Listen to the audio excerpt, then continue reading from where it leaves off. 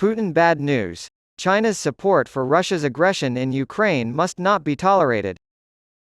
There needs to be pressure put on China to stop helping Russia get around the sanctions imposed on it because of its ongoing war in Ukraine.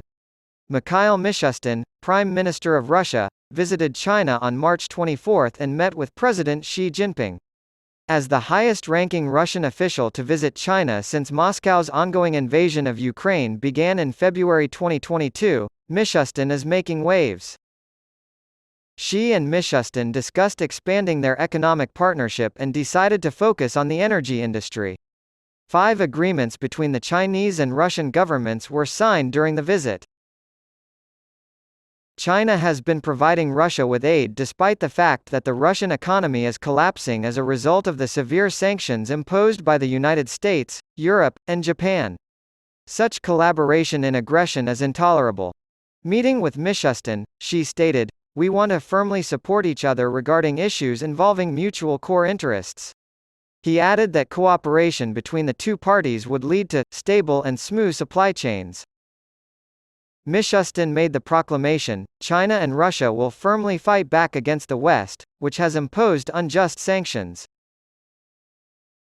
Both Beijing and Moscow are clearly committed to responding to the G7's harsh stance toward China and Russia at their May summit in Hiroshima.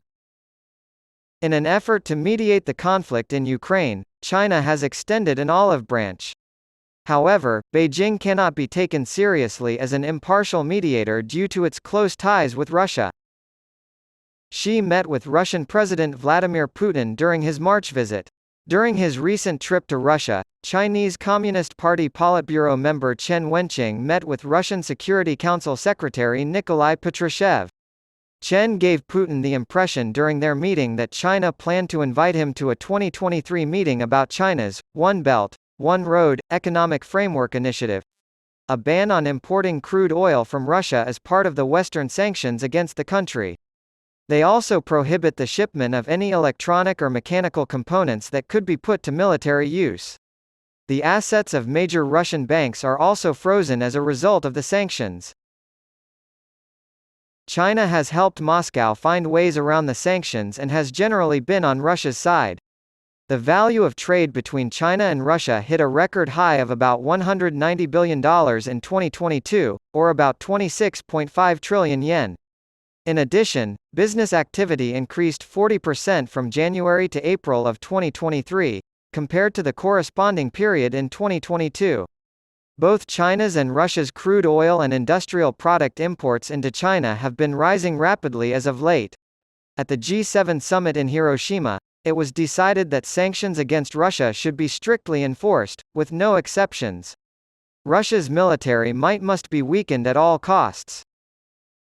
One thing that needs to happen is strict enforcement of secondary sanctions that forbid doing business with Chinese firms that cooperate actively with Russia. China and Russia have been acting unfairly, and more effort must be made to persuade emerging and developing countries of this.